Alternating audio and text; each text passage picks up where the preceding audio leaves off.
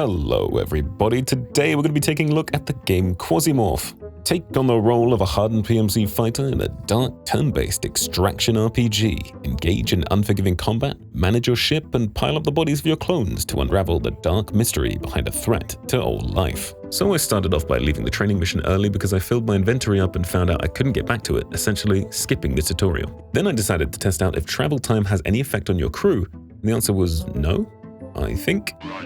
I produced a bunch of medical equipment and set off to attempt my first mission. I was tasked with killing a scientist on Mars, so I geared up my mercenary and descended onto the planet. Not knowing what to do or where to go, I immediately started hoarding every item I came across because, well, you know, you have to, right? I was introduced to my first enemies.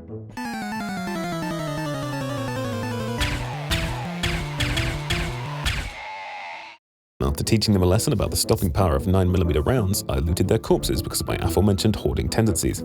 I swapped out my pistol for a rifle and promised I'd come back for it later. After getting low on ammo, I went back to reunite with my pistol and swapped it out again for a shotgun, only to be horribly disappointed with its performance. I found a larger backpack which allowed me to hoard even more items I'd have no use for. And then I died on the second level of the station because I didn't realize I was bleeding. So I reincarnated and headed back to get my revenge. After finding so many bandages I could build an effective dam in the hotel from The Shining, I felt a little more confident about ascending to floor 2. Thank God I wore those ankle weights, my bodybuilding reached level 4 just from walking around.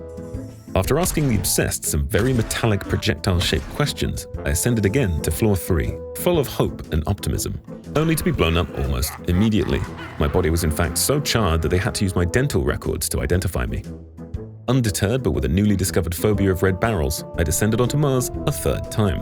Luckily, finding a sniper rifle on the final floor, I quickly dispatched the scientist and barely survived another charring. But we did it. Our first mission was completed. After flawlessly executing my first mission with no problems at all, I felt like a grizzled veteran, so I set out again searching for another mission to prove to myself it wasn't luck. I subscribed to some propaganda and completed a nice, easy defense mission. Upon completion, I discovered I'd been space-mailed some armor by my corporate overlords. I think I understand how factions work. You subscribe to them, complete the mission they're interested in, and then you have a percentage chance to get one of the items listed over here. Well, I desperately needed a backpack, so I signed myself up to ANCOM and tried my hand at some espionage, quickly discovering that all of my success up to this point had been luck and that I am a terrible spy. After I stopped screaming, I picked myself up and tried again, only to be stabbed and killed in one hit by a man with a knife.